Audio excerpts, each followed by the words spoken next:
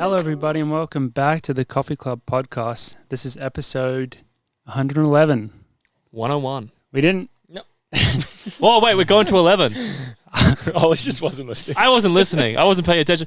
Wait, so this was the big debate. We're just adding on everything. This is exactly what we were about to talk about, so it's so good that... Fuck. Sorry, I just swore. No. Please, it's a big deal. Fuck. Yeah, so on the Discord, there was a lot of debate back and forth, like episode 111 or episode 101, and then some people started saying chapter 2, episode 1. That would be funny. And it's a long chapter. I think we're just gonna, like, there was some long messages kind of explaining like the rationale, and like people were throwing in the word canon. They're like, well, it's canon now that like the episode numbers don't line up with the actual episode number. And it was like getting really confusing for me, but I appreciated it all. But I think for us mentally, we're pretty simple beings. Simple highlighted. Yeah. This is, I think, technically going to be episode 111. Yeah. If we don't count episode 0, which is never getting released. No, but that one replaces the one that got axed. Oh, so yeah, really, the one that got cancelled. I forgot I about think that one. 111 is still accurate. 100%. And then the fact that there Cancel was it out. 2 parts for episode 100 is like episode 100. I think like we are on episode 111, and we're going to call this one episode 111. Yeah. So everything is equal again. So 10, 11. Bigger Yeah. is just better. That's what it boils down to. The We're picking the higher number. Yeah, that's pretty much it, yeah. I'd say so. It's tough because now it's a really long time until we hit another milestone. Yeah, it's a while. It's a while. It's a couple of years. I think it's 420. Yeah, that's the biggest one that we want to talk about. That one will hopefully be one that Is we can 200 enjoy not also all cool? together. No, 200 is a big milestone as I well. mean, Or is it like anytime. 250? I think every week's a Quarter- big milestone because we're still doing this and haven't been cancelled yet. So that's a good sign. I was going to say 250,000. Quarter million. Quarter million. We'll be dead by then. All right, not actually quarter thousand. Doesn't sound as good. The biggest rationale, or the biggest, like the best argument for starting with chapter 2, episode 1 was then we could just have repeat episode 69s. Oh yeah, it's going to be interesting I do doing like that that in this rationale. setup, in this like studio, the 69 episode. Yeah. It'll be interesting. But I'm sure we'll still celebrate episode 169, I'm sure. Yeah. Of course. But yeah, just so everyone knows, this is episode 111. That is now canon. That's canon. That's Coffee Club canon. Yeah. So this one, the big race on the weekend, the New York Marathon, we have a lot to talk about with that. Also, we have some catching up to do with our old friends at Bowerman, The Bowerman Track Club. the content farm. Honestly, I talked to the boys about this before on the pre-show. I'm thinking of creating a kind of game-like show like Grant's Girls to kind of keep us in the loop with the Bowerman. Would you call it drama or just... Drama. Drama. The Bowerman drama, Bowel Movement drama with Jerry Shoemaker. So we'll get to that Stay tuned later. for that. Yeah. We'll explain it. In the opening, we do have a bean shout-out. First off, George. Yeah, I'd love to get this going from an amazing fan that we met in New York a couple of times, I think both events, and got to have a nice chat and hang out at our meet and greet, which I'm sure we'll have a little summary of. But we have beans from Blythe, courtesy of Brooklyn-based Oslo Coffee Roasters. So are they like, I think it's just Scandinavian people, but they're in Brooklyn. Or Scandinavian. Well, there was so many links because I believe she was of Scandinavian descent and she lived in Brooklyn. So she said, and then like Oslo, big deal for the team. For us, yeah. I mean, we do feel like we're from Oslo sometimes. That is one of our like coffee. Well, That's one of our coffee destinations in the world, for sure. Always, at least. Oh, So definitely mine. It's in my the dreams Odin- every night. the Odin blend from Oslo Coffee Roasters. What's Odin god of? He is the god. I think Well, he's the main one. No, Thor's the main one. Thor. He's Thor's brother. Odin's like Dad. no. Dad. Odin's the dad. I think he's the god of time. I don't know. Our fans might know in the comments because they can look it up. But he is the father of Odin.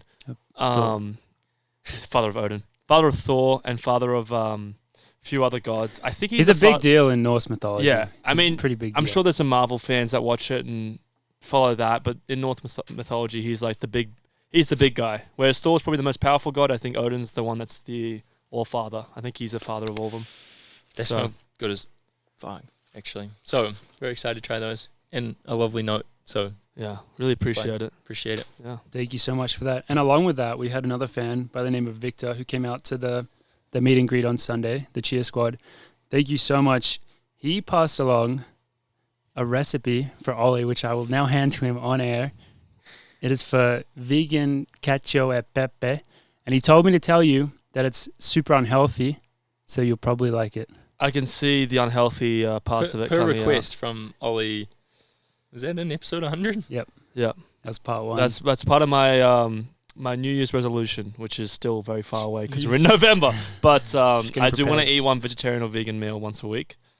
This looks amazing. Okay, so cacio e pepe is normally eggs and parmesan cheese. Yeah, Pecorino, he's probably. got peanut butter here. What do we Nutritional yeast. If you're Italian, don't listen. Yeah, this is interesting. plug your ears right So now. we got 1 pound from Victor, 1 pound of spaghetti, 2 tablespoons of white miso paste, 5 tablespoons of nutritional yeast, which I could just say, I have nutritional yeast every day. It's called beer.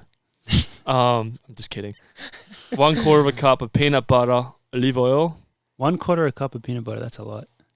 It sounds like it's more going to be like peanut noodles. Yeah, olive oil, black pepper. This sounds like a recipe of somebody when you come home after a big night out and you just want to put things It sounds together like comfort food. and you find out like, oh, this shit actually works. This is what this recipe sounds like. It sounds unreal. I'm going to try it. It says optional, any roasted veggies or fake meat. We do broccoli and impossible meatballs. But it's good alone without that sort of stuff. I don't know how I feel about impossible meat. I've heard interesting things. I'd rather if you could put tofu in there. I'm sure you can. Yeah, It'd be really good with bacon. Just put bacon in there. Put it over the edge. And then just show Jonas out. He's like, hey, Jonas, I'm eating vegan food. He just sees bacon in just ruin it. just ruined it. But thank you so much. I really appreciate this because this is going to go straight into Ollie's kitchen. cookbook. Into Olli. Hungry for a Whore. That's my cookbook coming out in 2025. How to keep a whore hungry by not feeding him. If you had a cookbook, it'd be so successful. My cookbook. I got a lot of books in my mind. I mean, I got like How to Dress Like a Whore. I've got a book. It works with everything. How to Be Inspired by a Whore. How to Win Like a Whore. How to Win Like a Whore. How to Run Like a Whore. Whore's Guide to Nightlife. That's probably already been made. That's a 2026. That's actually based in, surprisingly, Amsterdam. I don't know why, but yeah. Anyway, thank you so much, Victor. I really appreciate it. And if I do make this, which I will post it on my social media. So please reach out and I hope I do it justice. This delicious recipe. Can't wait to see how it goes. Can't wait to see how it turns out. It looks yummy. Coffee Club cooking segment. Yeah. I mean, bring a little hot plate down here. That would be amazing to do at one point. We're going to spend some time now just... Got off topic. Forgotten where we're at, as we do. But we're going to spend some time also reflecting on episode 100. And first off, we just want to say thank you for the reception, just all the love, just everything. We did put a lot of work into that. Like, spoiler, like, we put a lot into that one. And we knew that we kind of had to after the tease for 10 episodes. And things, I think all of us will agree that things went as good or maybe better than we could have hoped. And I was watching the live premiere, in particular, part 2, when, the guests rolled through. Mike's, it's just like, can you believe that we really got everyone that we got? Yeah. No, it's... The reception has been amazing. It's crazy to think, because we tried to, like, Morgan kind of sat George and I down, like, let's organize this, let's make this work. And to get those guests at kind of a short time frame that we had, we were very blessed to be able to, and we really thank our guests as well for coming on. They're definitely fans now, listening to every week for sure.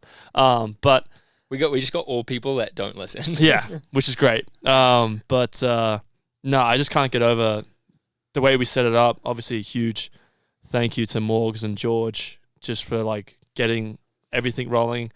Like Olli was in charge of the guests, so a lot of thanks goes to him as well.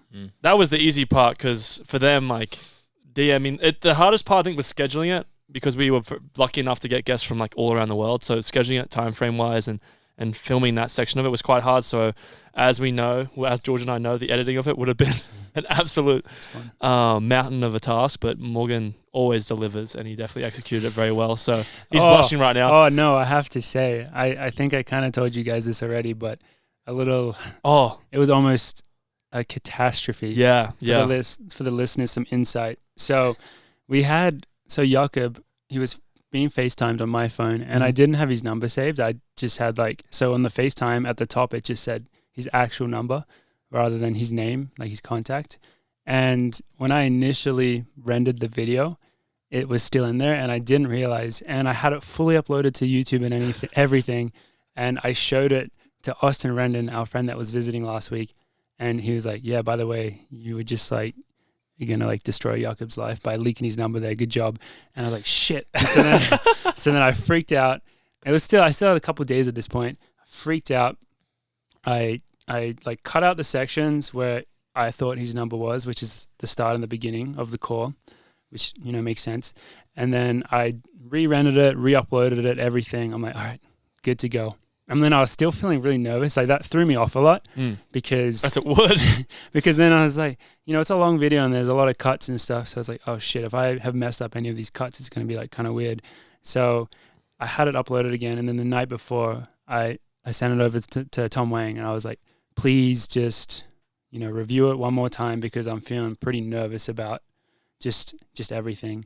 And he found I had still left in one time where Jakob's number popped up because I touched the phone during it, and it brings the number back up lower, a part that I hadn't cut out. And then I was like, thank fuck that he found that, because that was about to go out. And then it was kind of freak out. I had to redo everything again, kind of last minute. But can you imagine if Jingy's number was just on the internet? He would have been so pissed at us. us. You know what would have been the funniest thing, though? And so pissed. I would have seen, honestly, you would have to get a new phone. You would have capitalized on it, because if No Context Track just got a screenshot photo of that and then just posted it on No Context, Jakob would have been called by every single track fan in the universe. And he would have been like, what the fuck is going on? And then realized, oh shit, those coffee club dickheads released my number to the public. It would have just made things so awkward. Yeah, particularly because I was messaging him afterwards, and he was like, he said, thanks for, he was very, very nice, him and his brother, thanks for having us on. I was like, grab some merch, blah, blah, blah. And then I could just imagine that message later. I was like, hey, did you leak my number? And I'd be like, man, I can never look this guy in the face again. Dude, St. Mary's, I don't think I would have been allowed back up there. Yeah, no, I don't think we would have been allowed in Norway. We would have been banned from Norway. But luckily, Morgan and Tom Wang and Austin Rendon, thank you for big team effort. Double, triple checks. Yeah. So that was good. And I think he changed a few people's minds on Jingy. I saw good comments about it too. Yeah. He came across so well spoken, so funny. He is. And Henry kind of stole the show though. Yeah, I think both of them. That's what we were, when we interviewed them, we were shocked because we were trying to be really polite and keep it to 15, 20 minutes. And they just wanted to keep on talking. And they just wanted to talk shit as well, which was great, because I can imagine being those two individuals, particularly in the running world, you're just constantly hammered by media or hammered by asking questions or opinions and stuff. So to hear them seemed like they were pretty refreshed about our way of talking to them, and I think they enjoyed engaging with us, and Jakob just wanted to know what we're doing for a workout. That's all he wanted to know. I was so shocked when he asked that. I was like, okay, why not? And he also answered the call with a disco ball. That's the best bit about it. He was there for a good Unreal. time. So, just an even bigger fan now. Yeah. Yeah. It's hard not to be a fan, honestly. No, it's too cool. So, yeah, once again, thank you everyone for the love on that, and we'll just keep doing what we're doing. Joked a couple of times that we would have to quit after that because it was just... How can we going to top that? The peak. We can't top that. I don't think we can. No. But, we'll try maybe. Just a slow decline. Yeah. It's all downhill. It's like most great shows, right? They have their peak season, and then after that, it's just is this show still going? This was still getting renewed. About. Oh, you still listen to Coffee Club? Nah, they're last season. They're so last season. Really falling off. So we'll see how that goes. Yeah. Stay tuned. So the bulk of this episode is going to be surrounding the New York Marathon, which we'd wanted to get out to for a couple of years after we'd horrendously covered it on previous years. We hadn't done a very good job. And this year we had an amazing reason to go out and support. I guess last year we had the same reason, but we didn't. But Hellen has been part of the team for another year. So we feel that extra bond, and we felt the need to go out and support, make the trip to New York. So George and I were out there on Friday. We went out, came back Sunday evening, the race Sunday morning. So kind of a quick trip. But every brand puts a lot into the New York Marathon. Maybe it's the biggest event in the running world, potentially, in terms of how much the brands are vying for exposure and all that. So On was very kind to us and flew us out to kind of be part of all that madness and chaos, and it delivered. It did deliver. Like, I mean, especially when you have your teammate win, but it was very chaotic. New York is chaotic on a normal weekend. Every weekend is chaotic in New York. And every day, I think. Yeah. It was like so much going on that, it was almost hard to watch the marathon. I was about to say, I assumed spectating a marathon would be like difficult and harder than watching a track meet. But like just how difficult it is in New York is insane. And I didn't realize how big a presence like the NYPD has on marathon day. They basically like have to line the entire course with like those fence things, just like protecting the course basically. Just not letting people cross the road. Yeah, and then like not letting people cross. So once like you're on one side of the course and it's like a straight line for like miles, and like if you want to get maybe if you know the subway really well, you can like go down one, come out a different exit. Well, we had a really, really kind, informed commenter on the last episode who let us know. They knew based on the location of where our meetup was, they knew that it was on one side of the course and the subway station near it was on the opposite side. So they commented letting us know that you had to be there a certain amount of time before, otherwise you wouldn't be allowed to cross. And I sent that message through to Andy and stuff. And they were right. Like we got there early enough to cross, and then maybe like 20 or 30 minutes later, it had been like closed down. The funniest one was, this was pretty close to when Hellen came through as well. Olivier, who is the founder of On, was on the other side, and he was he really? I don't think they let him cross. I didn't see him at the cheer thing. Yeah, they wouldn't. I mean, like it doesn't matter who you are. It's like, I'm the founder of On. It's like, buddy, we're not letting anyone cross this line. The one thing I wanted to mention to you guys that I missed mentioning before was that men's 5K with the bus. Did you guys see that video? We have to definitely touch on that one. Because like when you talk about New York and like no one crossing and everything being like very involved with the NYPD, seems like that 5K wasn't that involved. No, so the thing was the 5K was on Saturday. So we were there and it went right outside our hotel. We were staying in our normal hotel, which is the Hilton Midtown, just near Central Park, like good for running in that. And the 5K went past our front door. So we went out and watched a little bit. Didn't make it in time for the elite race because it was a little bit earlier, personally. I did. You did? Yeah, we were out there having a coffee. But the police were all out there and they were in full force. Not like they were stopping. I saw them stopping so many people. And even Morgan Beadlescombe, the winner, he after in his post-race interview, he said like the police were there. He said it wasn't like the race organizer's fault. I think it was just a bus driver who just blew through. Yeah, something like that, which was crazy. Like watching the video. Scary, man. I would have legitimately thought that I was about to die because I was on a little bit high alert. Just like because it's just like, dude, it's sketchy out there. So the one thing you don't want to worry about is like getting hit by a bloody bus when you're running a 5K on the road. I think that's like the number one thing you don't want to worry about is getting hit by a bloody bus. And that bus was like, it was going. It just didn't. And if you watch the video, like they have the bikes in front of it. They have like people around like honking and flashing lights. It just kept going. And it was crazy timing because it's the elite field coming through, and so it's only like a small group of runners coming through at a certain time, and it just happened to coincide. When they came through this intersection was the exact same time that the bus happened to try and come through. Yeah. So it was madness, and I can't imagine having to respond to that mid-race. But apparently Isaac slapped the front of the bus and like, I don't actually know if he flipped him off or anything. I mean, I probably would have done something like that because that would just make me angry. I think, particularly when low adrenaline rush though, like 1 mile into the race. I mean, it could make you feel really good, or it could make you feel really bad. I think like there's two ways that could go. Really, you could be like, oh wow, I'm like I need to get going. Like when you kind of trip up in a race, or you're having that kind of issue, that could give you adrenaline boost, or you could feel just terrible after it. So I imagine going through that would be quite an interesting experience. Yeah, luckily they were all luckily nothing actually bad ended up happening, and everyone was fine, and ended up being a couple of really good races, the men's and the women's. It was the US championships, right? Mm-hmm. So only Americans are allowed to race it, I think. So this is the timing of the race was tough for a lot of 5K people because it's still so early in the build up for most people. In Woody's post-race interview, he said that he'd only worked out for 2 weeks, so it was like, oh, yeah, well. He's nowhere near hitting speed work. Nowhere near it. Nowhere near it, bro. Apparently, that's what the women's winner said. Oh, really? Annie Rodenfeld. Rodenfels? Or, Yeah. yeah. She said, oh, I haven't hit speed work yet. Yeah, I think so. Yeah, good on her. Good interview. Yeah. That's pretty funny. I love that. It's always that races. You're at an advantage if you finish your season early. Yeah. Abdi Hamid last year, like stopped after Worlds when everyone else kept running, and then was so fit by the time we got to New York, crushed everyone.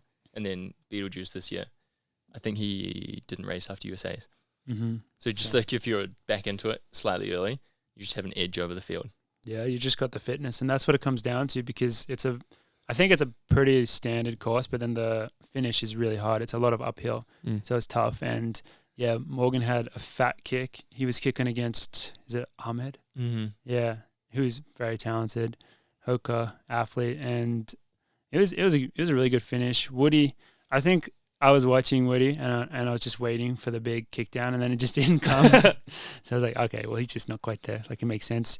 Did see him on the treadmill later that day in the hotel, busting out a workout. Yeah, that's a Mike Smith textbook workout, I imagine, George. I would assume. I don't know if it was. Yeah, I mean, didn't see Rachel up there. It also crushed. Oh, yeah, big shout out to Rachel. That was First race back from That was sick. having a baby. Having a Baby bubba. human. Having the a baby. having a 6 months. human, growing a human being. That's crazy, man. Did she Did come? you have to take Nova, baby, to drug testing to like beat her? Isn't that just that like puts pro running in perspective? Wait. The baby called Nova or NAU? Nova. Wait, Mike Smith and Rachel's baby is called Nova. Yeah. I thought it was called NAU. That's what I the heard wrong school. on the Discord. Yeah, it is the Well, wrong school. they It's also- Villanova. They also went to Georgetown, which is like the biggest rival of Villanova. We got to get to the bottom of Yeah, that. we got to get Mike back on. I mean, Doesn't make Olin sense. wants to know. Olin wants to know why he named his baby. Okay, Nova. we didn't even talk backtracking. Oh, no. We didn't even talk about that when we talked about episode 100. Yeah, reflecting on it, Mike Smith's decision to call Olli Olin after Olli is famous for his names of everyone else is just the biggest power move ever. And we know that he tried to make it seem like it was like a mistake, an honest mistake. No, that was all That was all planned planned. out. That's premeditated, baby. My dad said that was his favorite part of the Everyone's entire- favorite part, except for my mum's. Like, my mum messaged me and goes, "Does Mike Smith not know who you are?" I said, "No, obviously." Obviously he doesn't. He definitely does. I know he does. But I was just stirring her up because she's like, "How can you not know you?" I was like, "Mum, he's just fucking with me." Going back and watching the video of that moment was quite entertaining. It's as good. well. It's good. It's good to watch. I It's saw good to someone watch. in the comments was like, "Yeah, I had to switch from audio to YouTube to see see the to see reaction. Olin's reaction." Olin's reaction to it. So, I mean, like, Such a power Mike move. Smith won. Ollie's negative Honestly- 500. I think he's up a couple after your pacing for Abdi Hamid too. I mean, that actually did upset me because I felt like we did a good job pacing and he didn't even shake my hand afterwards. That was tough. That was a pretty tough bad. feel. You wouldn't expect that. He from just the gave great George a big hug and a shake, and I was like, I was there too, man. man. Yeah, that's rude. No, it's Sucked. just his whole power moves. He's just playing. He's just playing mind games Getting in until there. He's playing until he chess. takes He's over. playing I mean, checkers. he is coaching Dathan, who's coaching us. Like that's what we believe. The rumor is that Well, Mike that's Smith is having secret phone calls with Dathan. Because I noticed Dathan the other day in the mirror was trying to deepen his voice before practice when I came in early to get treatment. He's And got his search history. yeah, he's I just think trying to have a deepen deeper his voice and then also come up with mannerisms like chop wood, carry water. He hasn't found one yet. Nah. His favourite's still to put the fear of God into people. So, Not quite the same. not quite the same. But yeah, We kudos did to see Mike Smith. Galen doing some loops of Central Park out there. Galen Rupture? That's a good one. I mean, it makes me feel bad because he's Yeah, probably rough. probably. He's probably ruptured a few months.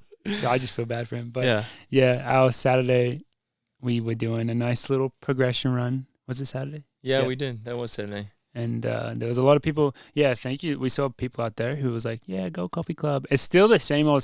Where we're running with the on team, and people say, "Go Coffee No Club." one ever says OAC. Dude, that's the funniest thing going to meets when you're out going on the track and everyone's like, and like you have Steve and like the head of the brand there and they're just yelling out, "Let's go Coffee It's so Club!" It's funny. no OAC. And then like people just look around and just go, like, particularly our teammates. Like, I feel bad for them because they're like, we're OAC, we're not Coffee Club. Yeah. It's tough. So It's next tough out here. time, I think maybe New York just is like both. we got a good little bass going there. We got a coffee club base in New York. Yeah. Tom Wang is really, He's capitalized on that. he's doing work in that city. Yeah. He's tending. Yep. Is that what it's called in the garden? Yeah, he's like tending the leaves. fan base in New York. Yep. It's also, blossoming. if you are running, you're probably in Central Park. All I'm saying it's is very concentrated. If something ever happened to us where we got locked in a prison or a tower or something, I can just imagine looking down and seeing Tom Wang leading an army of coffee club fans with pitchforks and torches to like let us wearing out. our merch, hopefully. Yeah, wearing all our merch, throwing coffee beans at like the guards and stuff. Let them out. Let them out. Yeah, I would love to. I just picture that in my head. Amazing. We got really distracted from talking about the marathon. Well, yeah. Were we talking about the 5K? Well, we were talking about the marathon. I distracted that, but we were talking about the marathon. I distracted the 5K. Let's go back to the marathon and your positioning, because you talked about how Olivier, the founder, couldn't cross over. I don't even remember talking about that. Okay, now. well, I was just saying how hard it is to watch, because then, like, we saw Hellen come by at mile 16 after just watching on the TV like everyone else. Mm-hmm. Yeah, she blows by. It's almost anti. And then we were like, huh, now what? It's amazing to be there and be part of it, but it's almost anticlimactic. Because you see them like once. It's just so quick. It's just 30 seconds, boom, and they're gone. And so, yeah, as George said, we were at around mile 16 was the on OAC Coffee Club cheer section. And they were jogging when they came past. They were running downhill probably around 6-minute pace. And it was really confusing to see because they all looked so comfortable. I'm like, you're not meant to look like that at this point in the marathon. And then the men came through a little bit after and we were like, oh, okay, that's speed. That's speed. That's quick.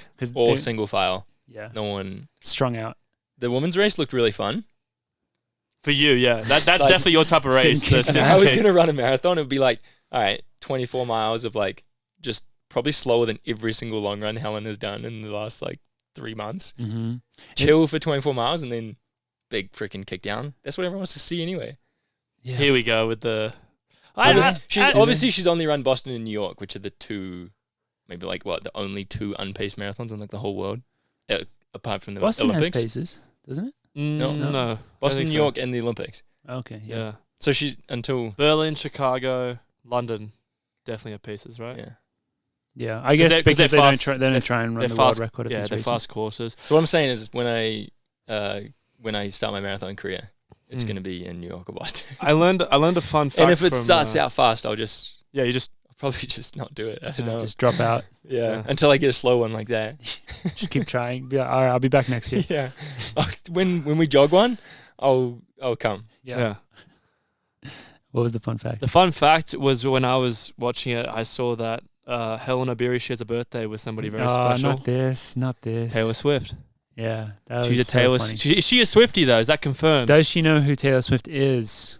Question. No, definitely not. More or less likely than knowing who Aaron Rodgers was. Yeah, who she went on the field with. She met Aaron Rodgers. I think more likely she knows Taylor Swift than Aaron Rodgers. The funniest thing about that was I think it was posted on the New York Jets page, social media, and Joe Klecker sent it in the group chat. It was quite a funny comment because it's like like New York Marathon winners with this big dog Aaron Rodgers, and then just a comment under it says, "Can she play quarterback?"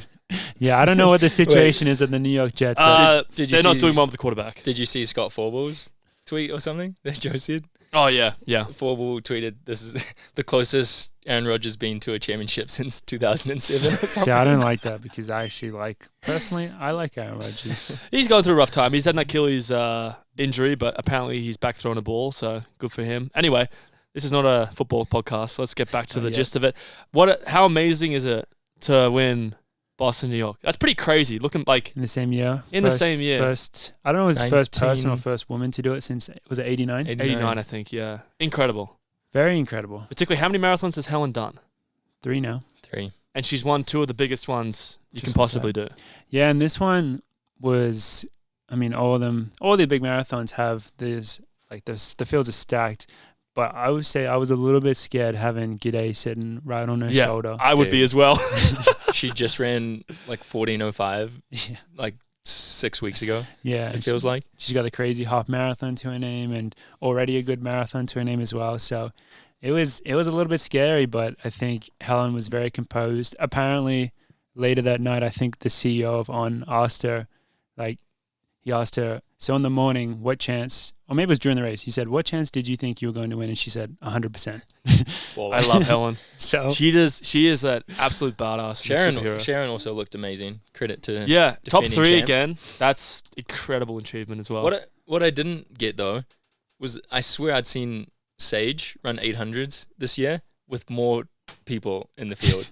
That was the confusing thing when we said when the women's field came by, we were like, wait, where's the rest of the field? It was the whole field, and it was like 12 people. I think the official start line was 14. Yeah, for the elite video field. Of the start line, they're just standing there, and they just like just feels like there should be way more people. Do you reckon that's nice for the athletes, or like more stressful because you're like it's nice? Because there's like 14. There's not 14 like. I guess it's a bit lonely if you drop off. It's very lonely. I think the way I don't know how many were meant to be in the field, but there were a lot of scratches. Maybe on both sides, but one of the I can't remember her name, but one of the other really good women had to drop out due to injury. Olympic champ. Was she Olympic champ? Mm-hmm. Yeah. So I know a few people dropped out, which is maybe part of the reason why the elite fields were smaller. But yeah, it was very weird, just having just such a small field on the big streets of New York.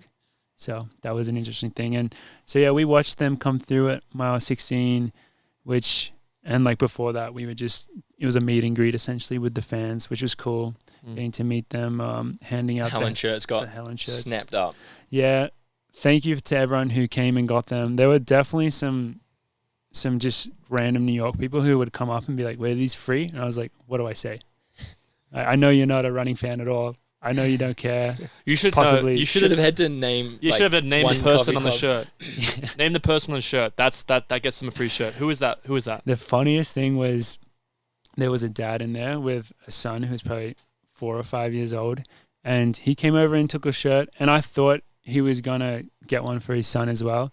And at that point, we didn't have any extra smalls or smalls left. And I was like, yeah, sorry, we don't have any of this size. And he was like, oh, that's fine. And he just didn't care at all about his son. And then 10 minutes later, Steve put out some OAC merch to get. And I think it was only women's gear. I don't know if that was on purpose. But he comes back over and he's trying to get it. And I just hear the son go, Dad, you already have a shirt. You don't need another one. It's just a free. So that's new. I mean, if it's free stuff, people go crazy. I mean, yeah. That's how you get them going, I guess. Yeah. But yeah, so nice to meet everyone that came out there. Thank you very much. And yeah, it was cool for a little bit to hang out. And then, so the women's race is first. So that was kind of the first thing that we saw. And then the men came flying through. And then it was a mad dash because we were thinking, well, it'd be really cool to try get to the finish and go see them when they're actually, really racing and going for it. See Hellen at the end. And it's just so hard to get around New York because of all the streets are closed and everything. And at that point, like mile 16 is pretty deep, You only have so much time to make it to Central Park. We had way less time than I thought. Yeah, it was like a little bit stressful. For a bit, I didn't think we were going to make it, but... And we still had a huge suitcase. And we're taking the shirts to the meetup. And we're just like sprinting. I mean, speed walking. Is it downhill? You could have just put someone on the suitcase and then just pushed them downhill. Unfortunately, not downhill because we were going backwards. Oh, right. The way the course was at that point. So I'll slide uphill if anything. Just booking it through the streets with a huge suitcase. Just luckily very light by then. You probably look like someone missing their flight. Yeah, it didn't look right. And then we made it to, was it a K to go or a mile to go? I think right at mile 25, which was actually a kind of cool spot. Right before you turn onto whatever the road at the bottom of the park is. Yeah. There's like 2 more right-hand turns. And at that point, it was just Hellen, G'day, and Sharon all looking so good. Like running very fast. Running so far just at this point with less than a mile to go. It was actually, it was a cool spot. Yeah, so that was sweet to see. And then we watched the finish on the phone, on the live stream, which was really good. Credit to NYRR. And they do a good job with the app and everything. Like that was so good. Also for Track and all our Coffee Club marathoners who we'll talk a bit more about in a second. But yeah, watch the finish on there, and it's always nerve-wracking with the different camera angles when they're really sprinting for it, and there's like the front on angle. You don't know how much of a gap they actually had, but you could tell by the end that Hellen had it, and then we were very Unless excited. she told Rich she had one more gear if she needed it. So she had it in the bag.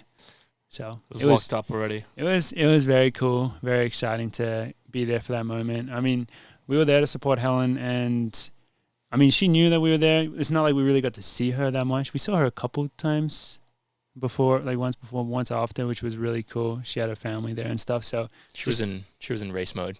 yeah, she was in race mode. So it was cool. After the race, when we saw her, she didn't really look like she had run a marathon, to be fair. Chilling. Yeah. Looks so fresh. She was good.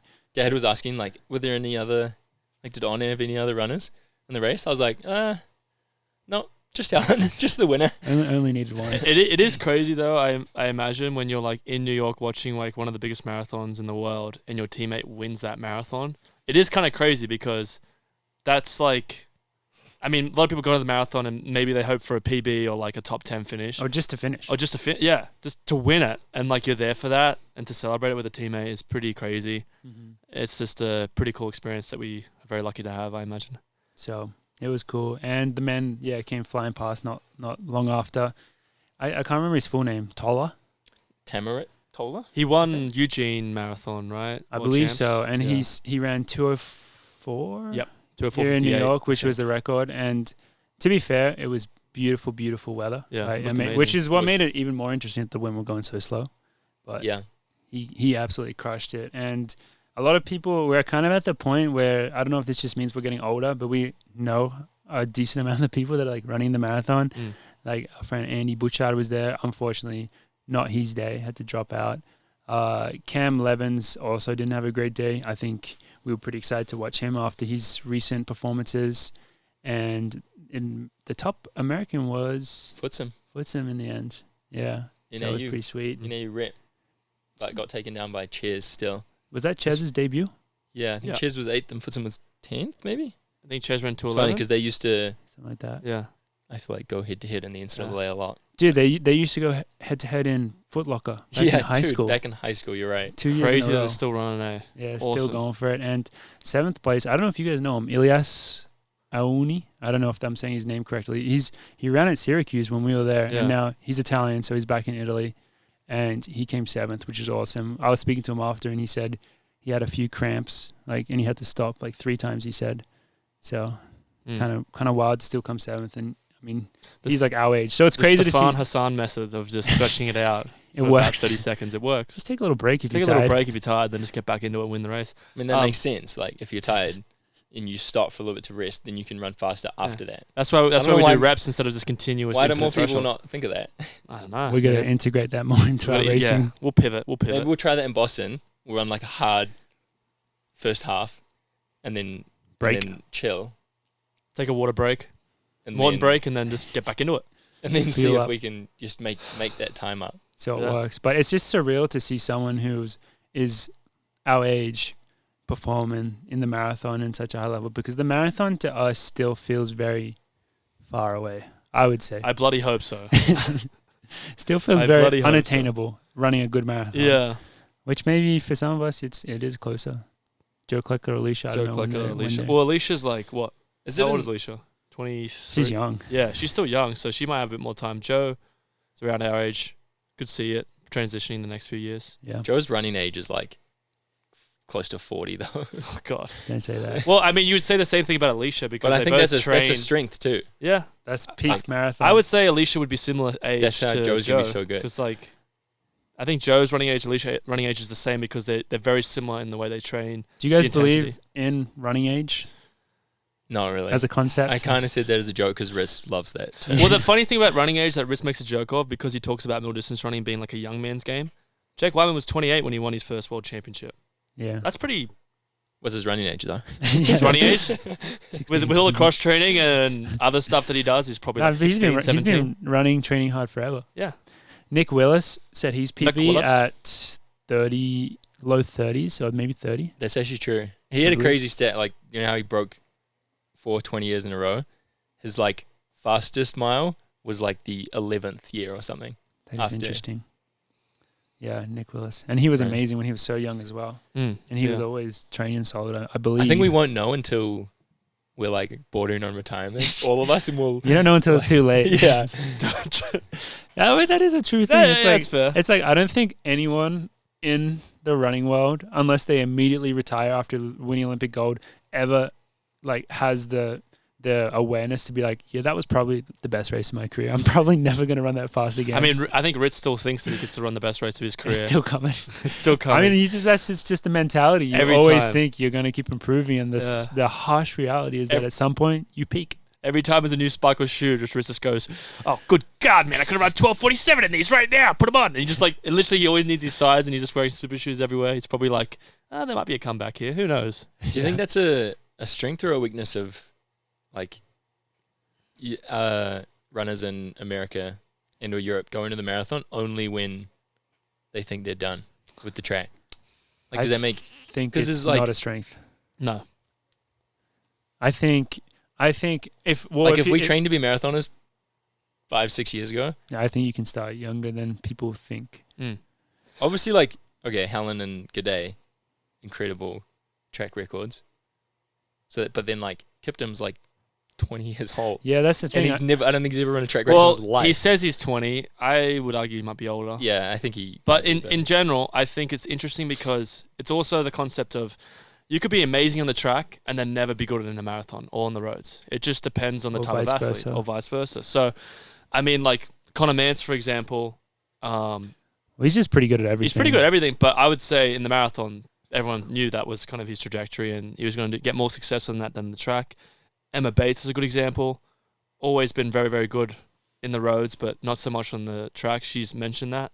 So, yeah, I think it just varies from athlete to athlete. I think the cool thing is, in our sport particularly, if you're still interested in it and not thinking, oh, I'm just done, that you can always go to the marathon later on and give it a shot, give it a try. Doesn't work out, whatever. And if it does work out, it's a pretty amazing event to be a part of. Yeah, I think maybe it does extend your overall career a little bit, doing the track first and then the marathon.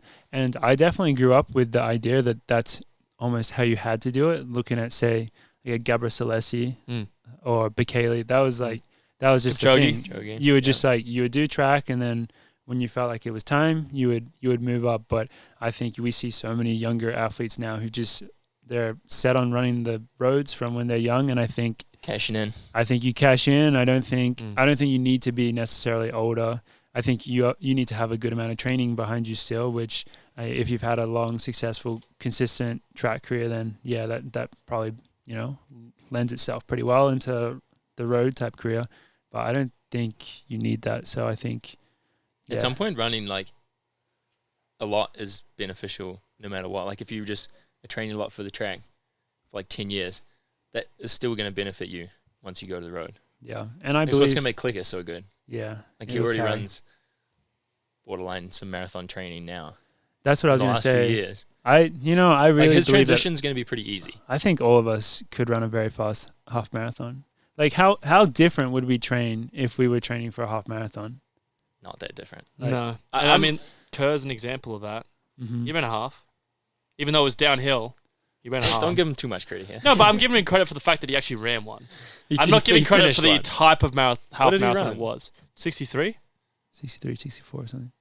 He's good. These days, that's chump. Yeah, particularly if you're from NAU. Like they do that in regular workouts. That's like every Thursday. Like every Thursday is a 63-minute half marathon. And they do it twice. Yeah. They do it in the afternoon. They do that in the afternoon. And then the next morning they long run. So imagine that. Yeah, different level. I would like to run a half marathon.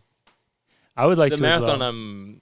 I'm still, like I said, only if it's a jog from the start. I'd love to joke with Ritz and just be like, I'm going to run the 1500 up till I'm like 31, 32 and just go straight to the marathon. Not even hit the 5K.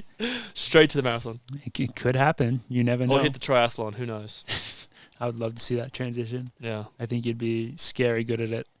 But yeah, is there anything else to talk about with the... we've jumped around so much in this episode. I'm so confused at how we're doing it. But yeah, so that was the women's race. Amazing to see. And the men's race, a lot of like cool action as well. But yeah, after we could go to Coffee Club, Track Club, in the marathon. It's time. Yeah. That's we've summarized the elites. And now the Coffee Club elites. I feel like we've done a better job this time doing the marathon than we have. I think not because of personal investment, talk about but too much. Yeah, we just... Yeah. So we just want to take a moment to give a very special thank you to everyone who submitted their race bib numbers to us. And we had the tracker going, seeing everyone go through was awesome. And so we're going to take the time just to quickly go through the list and name everybody that was part of the Coffee Club Track Club that competed in the New York Marathon. So, without further ado, I guess I'll just read through the list. Go for it. Go for it. So if you get tired, we can sub in. I think we might have to because it's an extensive list.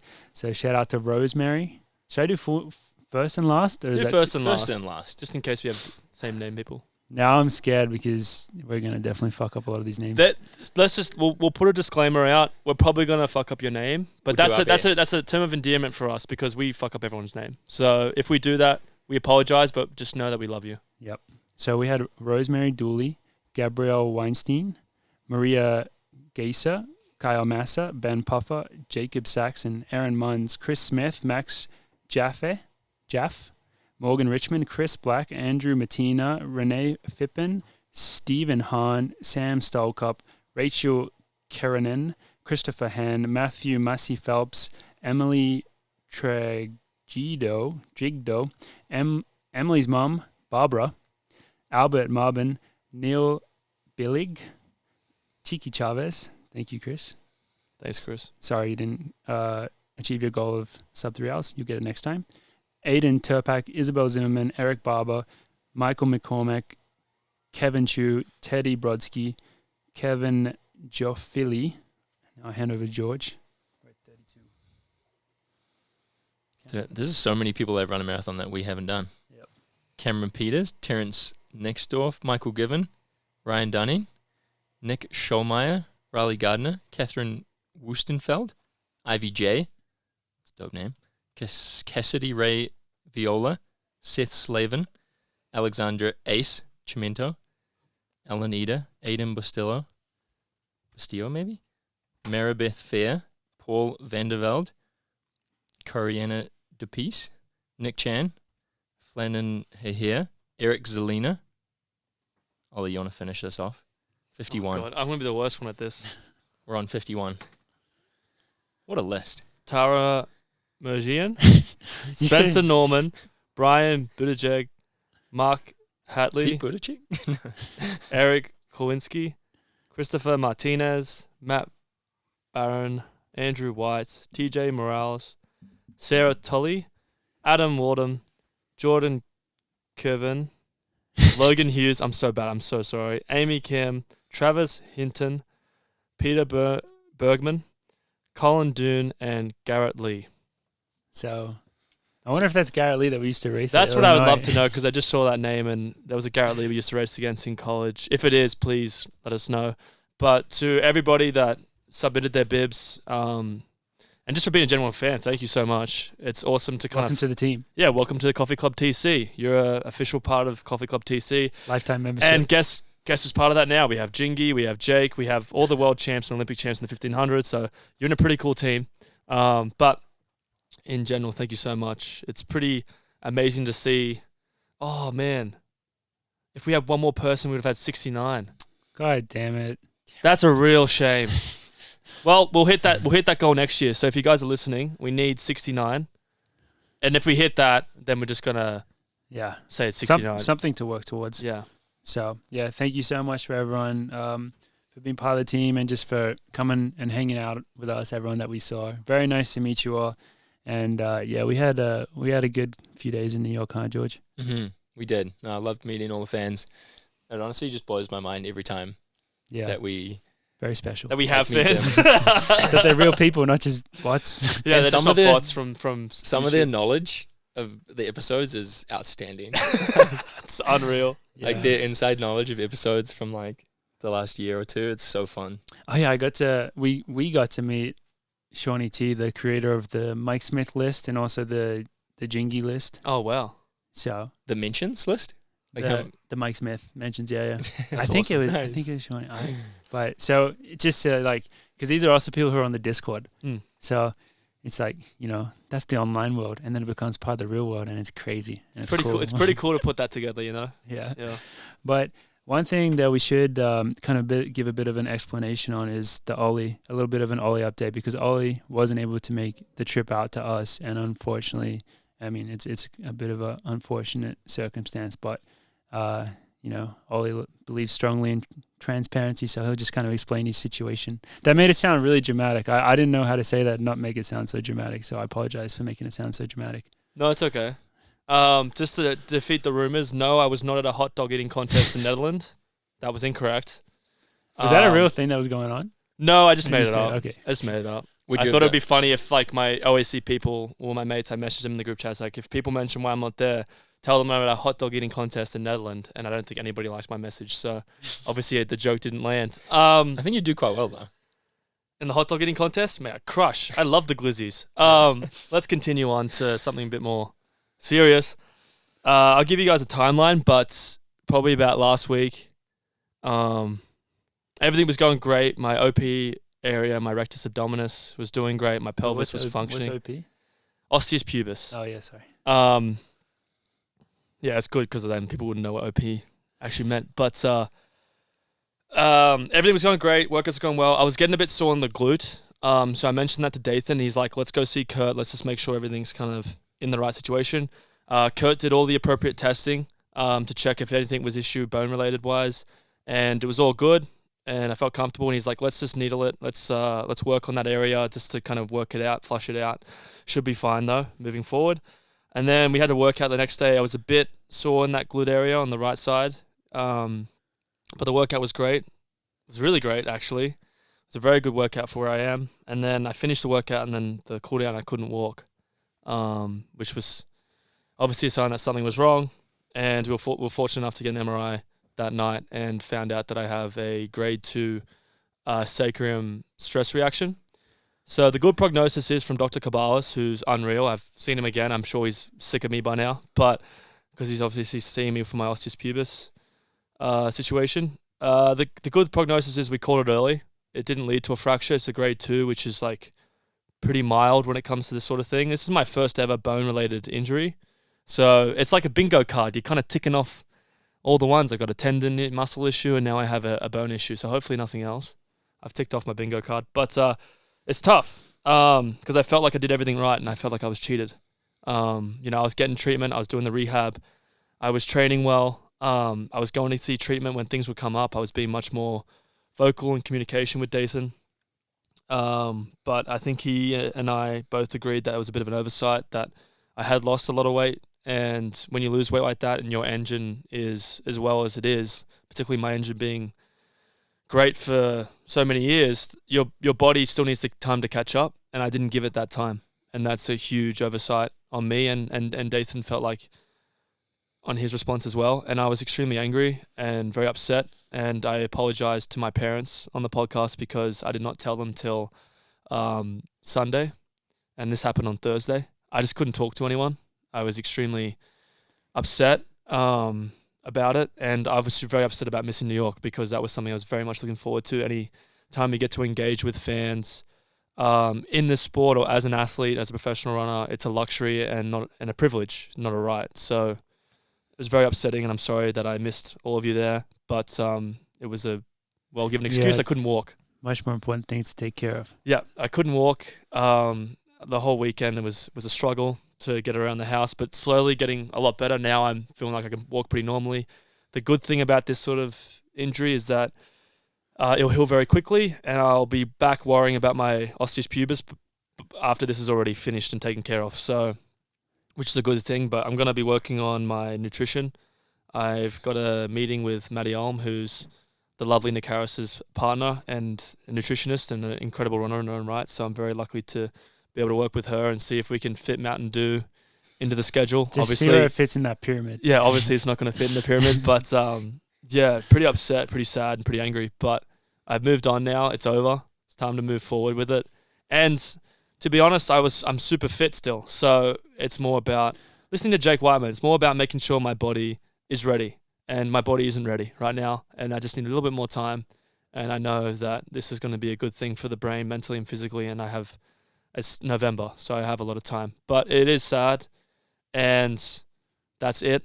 No more sad with it. We're all going to be funny and happy. And the funniest thing about it was, Morgan and I live in a 2-story house, weird house in Boulder, and going up and down the stairs was like the hardest thing to possibly do. It was really funny because I was literally grabbing onto the side of the thing and just like carrying myself up.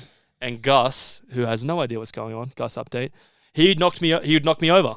And I almost fall down the stairs. Get the fuck out of the way. Yeah, he's just like, move, bitch. Just like, go up the stairs and then come down the stairs. And then he's just looking at me wondering, what's taking you so long? Why? I need to be fed. I need you to cuddle me. This is your duty. Like, I'll kick you off the podcast. I swear to God. And I looked at him. I was like, please, just don't. I need the podcast. Give me a break. Give me a break. But that's the update for me. Gotta give a shout out to Song. Yeah, shout out to Song for babysitting me for a weekend. Did my groceries, did my sheets. Made me watch Selling Sunset, which it's a great show. I don't have a gun pointed to my head. I've never even heard of that show. It's such a bad show. Do not watch it. Oh my God. It's just, they go to houses, luxury LA houses, and they're supposed to sell these houses. They just go there and talk shit about each other. That's it. That's the show. It's literally just gossip. Sounds it's amazing. just drama. Anyway, that's my update. Yeah, and then, it's tough, but that's reality. There, but hopefully just a little setback, and maybe just slow down the timeline a little bit, which you never know these things. That's at least how I don't necessarily believe in everything happens for a reason. I kind of do, but it's like, I mean, this was like the pubis stuff was like the first major injury. So it's like, I would never, as someone who's been injured a lot, I would never blame you for not knowing things that you learn from the experience of being injured. Sorry. You know what I mean? Like, so it just takes, you have to make these mistakes and you have to learn from them. And yeah, there's a lot of positives to put on it. Just with how early it is, how quickly it kind of happens is a bit of a blessing. Just puts you back on the timeline, which, and as you said, like, so fit. So it's a timeline that's like maybe is also better for your your OP stuff as well. So. Yeah, I liked using OP because it sounds like kind of hip. That's more epic. Osteus pubis rectus abdominis. So we're here supporting Olli on his comeback, which just slightly delayed. As my dad and mum would always say, an injured whore is never a good one. So don't worry, we'll be back. And George is an expert on injured whores. I don't mean that as an insult, saying that you're an expert on a sacrum injury. You've had the same injury. Dathan told me that our team has had this injury. Like, Mario's had it. I think you've had it. No, I haven't had it, but Jonas has had it. George, you've had it. Yeah, I've done both sides. I did my left side, maybe like, I want to say freshman year of college, and went on a trip, and I think it was the right decision you didn't, because I regretted it then. Because the first few days, for some reason, walking is so tough, and it is like up and down stairs. And like have you tried putting on a sock? It's like the worst putting part. on underwear or pants right now. On pants is so hard. Yeah, when I got to do my business and I stand up and I try and put my pants back on, man, oh man, it's tough. That's why you were naked walking around the house. Yeah, I just gave up on pants altogether. Yeah.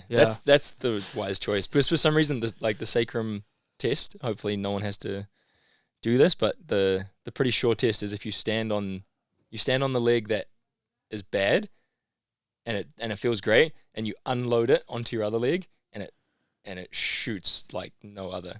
And so like anything where you have to go from one leg to the other is miserable. And then I did it again. I did my other side in Phoenix on our first OAC camp, and I again went to New York because it was for that New Balance Grand Prix when Olli ran 3:32, and I just should have been on crutches, and getting around New York was just a nightmare. So again, the right choice. And yeah, I mean, we're all obviously gutted for Olli, and it was pretty close to running with the guys again. But it is a quick healing thing. Like I took 2 weeks off running the last time I did it in Phoenix. So, I mean, you're already almost at 1 week. So it'll be a quick one, but it's an annoying one. But yeah, you've got 8 to 10 years of like so much running under your belt. That's why you come back almost fitter than you should be, because it means like it's dangerous. Yeah, it is. It's kind of like what Jake was saying as well. Like too fit. That the running from the last, like your whole career, that doesn't just disappear once you take a few weeks off. Like you still have that fitness. So then, even though your body's not ready for it, you're like, yeah, I can do this. But it's tough to hold yourself back in that kind of situation. Yeah. So we'll be good. Yeah. We're back soon. Yeah. Doing what we love. So yeah, that's the Olli update. Yeah. So yeah, but onto a topic which I know Olli will have a lot more fun talking about. we have to catch up with our old friends at Bowerman because there's been a lot of movement in the 2 weeks where we released our episode 100 special, where we didn't talk about current affairs. Let's talk about current Apparently, affairs. in 4 hours of episode 100, we didn't mention Bowerman once. Which is pretty good for us. They That's just crazy. They Pretty didn't good for deserve us. it. They didn't deserve That's episode crazy. 100. I mean, Jerry Schumacher was not available for comment, but we know why. So Tell us, Ollie. Tell us. why. let's talk about it. We didn't need a spreadsheet. Soon Everyone of pull out- like who's there, And who's not there. Yeah, Who's I'm sure a possibly- fan on the Discord will make that. But it's tea time, ladies and gentlemen. Let's get into the Bowerman stuff. So we've had Elise Cranny and Cooper Teardrop leave, and to be honest, the Cranny and Tear leaving is huge. Tear 1500 meter US champ, Cranny multiple US champ. These are big people that are leaving and big cornerstones of the team, pillars as they say. And I have a show idea because we got Grants Girls up and running. HBO might be talking to us. They might not be We're talking to talking us. big money right now. We're talking big dollar signs here, ladies and gentlemen. I'm thinking of another reality show that I hate, The Bachelor. Who is The Bachelor, you say? It's Jerry Schumacher. He has 1 rose left. 1 rose. He's going to be coaching 1 athlete for the Bowerman Track Club. The rest of them are just getting e-limbed. Every Getting week, e-limbed. one a They're week. lining up for that rose, all those multiple roses. There's And 1 row. Is that the finale? the finale is 1 rose. I think. I don't know. I don't watch the show. But I love the idea of Jerry in his nice little Oregon kind of sweatsuit standing there with these like roses. And we're not gonna actually call them roses. We're gonna call them they're the Bowerman spike. You know the Bowerman spikes that they release on there. You should check them out. They're pretty cool. They're just in the Not a bag, plug. and he hands them out to people that are still on the team. Good idea. And Elise Cranny and Cooper Tier didn't get a spike bag. They're Okay. gone. They're out of Sorry. here. Sorry, you have to leave the show. You have to leave the show. You're out. You're out of Bowerman. You're out of Eugene. Which is, it's shocking. You have to move out of Eugene. What a shame. Anyway, I thought that was a great show idea. I'm sure people will make graphics of it or something like that. But that's what it literally is. The Bachelor. Jerry is just losing these people like hotcakes, and it's quite sad because personally, when you look at a team like Bowerman, we've talked about in the podcast multiple weeks. It was a team that we all looked up to. I know it's a team that we were aspired to be a part of, and now it seems since this move, and obviously with the Shelby situation, it's been tough for Bowerman, and they're losing a lot of good athletes, and athletes like Justin Knight just joined the team. Charlie Hicks just joined the team. These are athletes that are looking for people like Cooper, Elise Cranny, in some ways, to be a part of the team, to have around to run with. Yeah, teammates are a massive part of Huge part of the running. decision. And huge part of being a part of that professional team. And now it's dwindling. So a lot of people are commenting on. I'm a social media guy. I look at this sort of stuff with the comments because I'm curious to see what the fans think. They think Bowerman's done. They think it's going to dissolve. Jerry's going to focus on just coaching the Oregon team. And honestly, at this point in time, it's looking pretty tough if you're a part of the Bowerman squad. I don't know who's next. So I was thinking, who's not going to get the spike bag next What week? would be really interesting is if it's someone that just joined the show.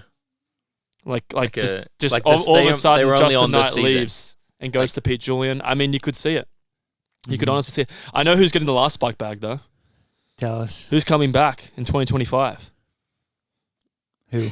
Shelby. Let's go. She's getting the gets the- golden spike. She'll the be golden back, and it'll spikes. just be Jerry and Shelby in Eugene. No one else on that the Bowerman team, and Just then crushing. and then the Oregon team. You'll just see photos on Instagram of them doing 35 by K cut downs, and Shelby's just dropping the men on the men's side of the cross country track and field program at Oregon. That's the future. That's my prediction. But it is sad. It is really sad. I think rumor. Can we talk about rumors? I don't know. Can I we think talk? we can say on good authority. Are we allowed to say it though? Can we say where Cooper's Maybe going? it's Oh, we're talking about. we're talking about something else. because we know who. Wait, We were talking maybe about- you don't know the risk rumor. We were talking about the next episode when someone else doesn't get a We rose. know who's leaving next. Someone else didn't get a rose. Can I guess? Just the episode hasn't come out. But can I guess? Are we? I don't know. Are we allowed to say it? I think it's more fun if we don't. Okay, I won't say anything. You can tell me I afterwards. mean, you can guess, but I'm not going to say. Nah, I Actually, won't no, guess. because you'll be. I think it's Mohamed. It's not him. Damn it. Well, what I was gonna say was Cooper Tier rumor where he's going. I have an idea. Isn't he going to Ben Thomas? That's what I think. Yeah. And See, then that one makes sense, though. Elise is still up in the air. Yeah. I think even with the rumors, still up in the air, which is a shame because when you're the best distance run on the track, 5K, 10K girl, I would say in the country next to Alicia, and you don't have a training situation that's ideal. It is sad. It's sad. It's not right. What have your latest sources told you about Grant? Grant's girls. Apparently his mailbox is flooded with applications to be a part of the show. He is not happy about it because he wants to be left alone. So ladies, just take a chill pill. Coaches. And coaches, please, Pete, just take a chill pill. Let Leave him figure alone. out what he wants first. Give him some time. Give him some time. It's all Need a part some of Grant the time. process. Maybe take him on a vacation. You know when those shows take him to Fiji and stuff and they do kite surfing and stuff? Maybe he needs to do that. He needs a bit of time. Just on his own, though. No one else. Grant's girls is in girls can watch from afar while Grant does that stuff with his bare chest out. Yeah. We do know who Grant's going with, but I don't know if we're allowed to say that we do either. know where Grant's going. I wonder if they need approval What do you mean? from the big bosses, like once they make a, because obviously there's like coaches that are paid by Nike that they probably would prefer you to go with. Mm. Like, I wonder if you need approval to not do that. Depends on Maybe- contracts too. Yeah, I imagine. maybe if you've achieved enough, then you have the free reign. I'd say that Grant and Elise have free reign. Cooper as well, because Cooper is also a US champ. Cube So. is a big deal, but that's why. So Grant and Elisa are almost similar in terms of 5K, 10K, dominating, like amazing for and like veterans of the team. They're the Mr. and Mrs. Bowerman. Honestly, they are. They're like they were the people that most people thought of when they thought of Bowerman's probably Grant. And So it's crazy. Elise. It's crazy that they're leaving going into an Olympic year. They Mm. must have really not liked something going on at Eugene. Yeah, something about Eugene or something about not having your coach around for training would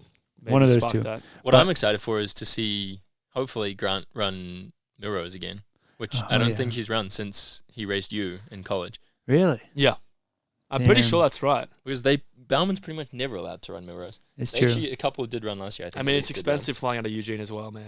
It's hard to get to New York. There's not many flights that go in there. Nah, It's really hard to So get it's to. tough. I mean, I'm probably going to be in that race against him, so that'd be. Or maybe I shouldn't wish I- for that. I mean, maybe I shouldn't wish for Me that. too. But Me too. I was talking to Dathan about doing the 3K But, Milrose as well, but That'd be who sick. knows That where would I'm be at right sweet. now? I mean, But he's just ran 7:25. Yeah, he's pretty good. yeah, but he'll see us and be like, "Oh, it's you guys. Yeah, you And guys then can beat me. You guys can beat me. It's good for the podcast." That'd be amazing. Anyway, but yeah, it's tough. The Cooper one is almost. I actually know the Grant and Elise ones are more of like a kick in the dick. The Cooper one still Whose is dick like, though is getting kicked? Is it a Nike dick or is it a I think Jerry it's a dick? Nike dick. Nike dick. Bauman dick. I guess that's a man. Bill Baum. No, Is he alive? No, he's not. He's just kicking a grave. Someone's dick is getting kicked in. And Probably it's not whoever's good. in charge of Nike running right now is probably just freaking out a Yeah. little bit. Because I think when you have your best team and that starts to happen, you start to worry about like people even leaving the brand, which is a thing that you don't want happening, particularly with Nike as being as dominant as they have been in the past couple of years. Well, actually, this is my question then. What is a worse look, having your veterans leave or having someone who is one of the most hyped, most high-profile athletes join and then 1 year later leave? Like, leave that quickly. I'd say the latter. You Because think obviously- Cooper's leaving looks worse. This is my opinion, and George might have an opinion as well on it, is that for me, when we're coming out of college, we're looking at teams, we're looking at professional running as a way of like, where am I going to be best suited? Where seems to have the best place to be as a runner and as a person?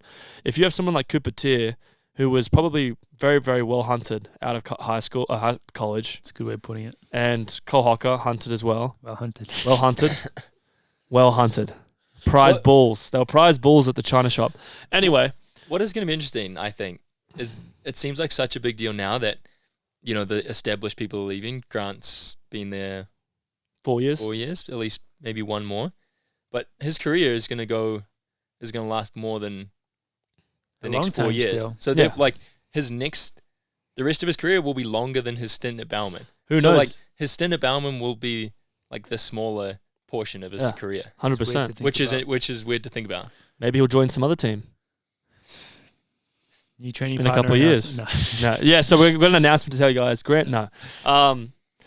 But my opinion with the Cooper thing is that, like, if I'm coming out of college and I'm looking at teams and a guy that's, like, one of the best guys in college was there for only a year and then leaves, that tells me, huge red flag, do not go there.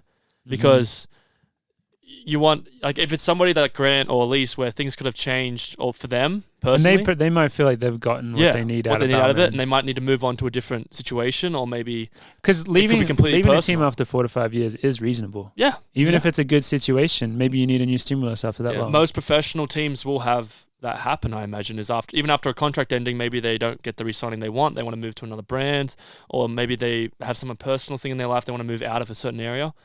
That makes sense. But with Cooper moving that drastically, that's like red flag. That's a red flag. It was drastic, but also he was, I want to say, the only race where he wasn't like borderline critical of his situation was maybe that LA 1500 when he ran 3:32. Otherwise, like every single race, he kind of always had something to say about him either not feeling good on the new training or like ending up at a race he didn't want to do or a race he The writing was on the walls. Yeah, it was. And I remember when, I don't know if you guys remember this, when Bowerman was at training in Flagstaff, I believe, they flew New Gen in to do a little video on them, and they like interviewed all like the athletes and stuff. And after watching that video, people were saying, "Oh, Cooper seems like really down." Like people were saying, because I mean he'd been on so many previous New Gen videos and brought all his personality and his cool vibe and the laughter, the energy, and people watch that video and they're like, "Wow, Cooper doesn't seem like he's that happy with like this training situation or whatever it was." The interesting thing as well is that I always forget it. Cooper was pro before Bowerman. Like he was a Nike athlete before joining Bowerman, so he had experience being professional before them, and now he'll have experience being professional after them. And I think before them, he was also doing quite well. It was amazing. More that him and Cole. Ben Thomas was like he was getting pushed aside at Oregon, so it kind of felt like he had to get a new situation. It seems like Nike maybe made a mistake there, because I feel like Cole and Cooper were doing quite well with Ben Thompson, and now they're probably going. Going back. Yeah. So it'll be interesting to see how that. Again, though, looking out. back, it'll only be 1 year of Cooper's very long career. People will forget about it. Right or now, not forget about it, but it'll be in the back of their heads. Right now, Bowerman is 50% of his 2-year-long career. How many people are left at Bowerman? Bowerman? It'll be like 10% of a 10-year. How many people are left at Bowerman? Do you guys know the number? It's probably like 7. I saw a post from Bowerman, which I actually thought was serious until I looked at the comments, was the 35 by 1K for Halloween. Olli thought they actually did that. Well, the reason why I thought it would be a joke if it was on April 1st, I was like, okay, it's an April Fool's joke. Why would you make a joke like that on Halloween? It makes no fucking sense. Anyway, I saw it, and then I saw, I'm sorry if I pronounced your name wrong, Christine Aragon? Christina Aragon. I'm going to call her Aragon as in Lord of the Rings. That's how I'm going to remember her. She was working out by herself, I think. There was like no one else. I think she was the entire women's team. She's the entire women's team. I don't think I can think of any other woman. I mean, I think Carissa's... I think the other two had surgery. Yeah, having surgery. And then who's the other one? I don't know. Courtney Ferrix. Yeah.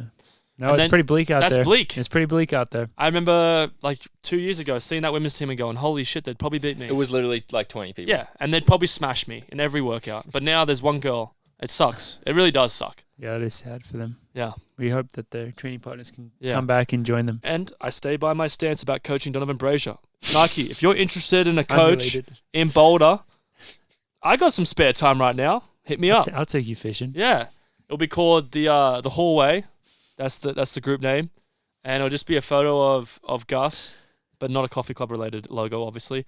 And I want triple whatever Jerry's making. And I guarantee you, Jerry or Pete? I guarantee you my athletes will have a good time because we'll have a pizza party every weekend. That's a really good offer. Yeah. I don't know about coaching, though. How could Donovan refuse this? But Donovan's going to join. Maybe I can get the rest of the Bowerman guys to move over, and we can just have a pizza party every weekend and talk about our feelings, and also just maybe watch some cool stuff on TV.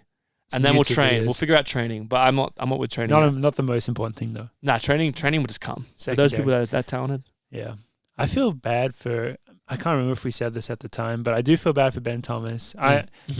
Overall, I can't really remember how good his results at Oregon were, but they must have been decent. I mean, he had Cole and Cooper, and they ran the crazy DMR, and then he just gets pushed out just like that. Shout out Neil Gooley. He did. That was a good one. Yeah, that's all right. He did mention Ben Thompson, like, because Virginia Tech. He went there and I think he experienced him. experienced it. Weird way of saying that. What do you have a way with words? What are you getting at here? What I'm saying is, I think I asked him about him being a coach, and he said like he's amazing. So shout out to Neil Gooley. Yeah, Neil Gooley. Neil Gabagool. Yeah. But yeah, like I think people that have been coached by Ben Thompson really like him. Well, especially those that have had success. I haven't asked anyone. Yeah, that's a good point. Had success. I've only asked people that have had success with him, but I mean, if you could get Colin Cooper the way they were in college, senior year at Oregon, they were scaring pros. Rightly so. Cole was like He was US sophomore champion. year. Cole had been there like 2 years. He was US champion. It was his senior year because he didn't go back. Yeah, I think we've almost already forgotten how good Cole was at He that was so point in good. time. It was unreal. 6th at the Olympics, bro. Yeah. I mean, now he's kind of that good again. Now he was 7th at Worlds and ran 3:48. Yeah, he's back. He's back. So good timing as well, going into another Olympic year. So yeah, so that's our Bowerman check-in. We do have the word. Can't wait for next week. That someone else is about to leave as well. So stay tuned for that. Is there anything else that we need to talk about today? I feel like we did a decent New York recap, a little bit scattered, but decent on our little trip, and just a little touch on Bowerman. What more could you ask for? I think we're good. What do you think, George? Just sublime. Sublime. Sublime. Have you seen that thing from Future when he goes, sensational? Yeah, but he says it like a lot deeper. Yeah, cheesecake. Yeah. I can't do it. Why are you going higher pitch when you do his voice when he has such a deep voice? Because I don't have a deep voice. I can only go higher. Sensational. I'm surprised you don't do a Mike Smith Cheesecake voice. Yeah, what you have done with Olin and Morgan. Looking after George, it's Switchblades. chop wood, carry water. Yeah, and I use a second tier team. That's all I can do. Blue collar. I love how, we're about to finish. I love how much he still holds on to pretending that NAU is blue collar. Yeah, I love that shit. It's like not at all. It's not blue collar. It's not at all. Sorry. George, what do you think about that comment? comment? Not true at all. Used to be. Yeah. Not anymore. Definitely not. Well, on that note, thank you very much, everyone, for listening. This has been episode 111 from the Coffee Club. I guess that's it from us, and we'll see you all next week.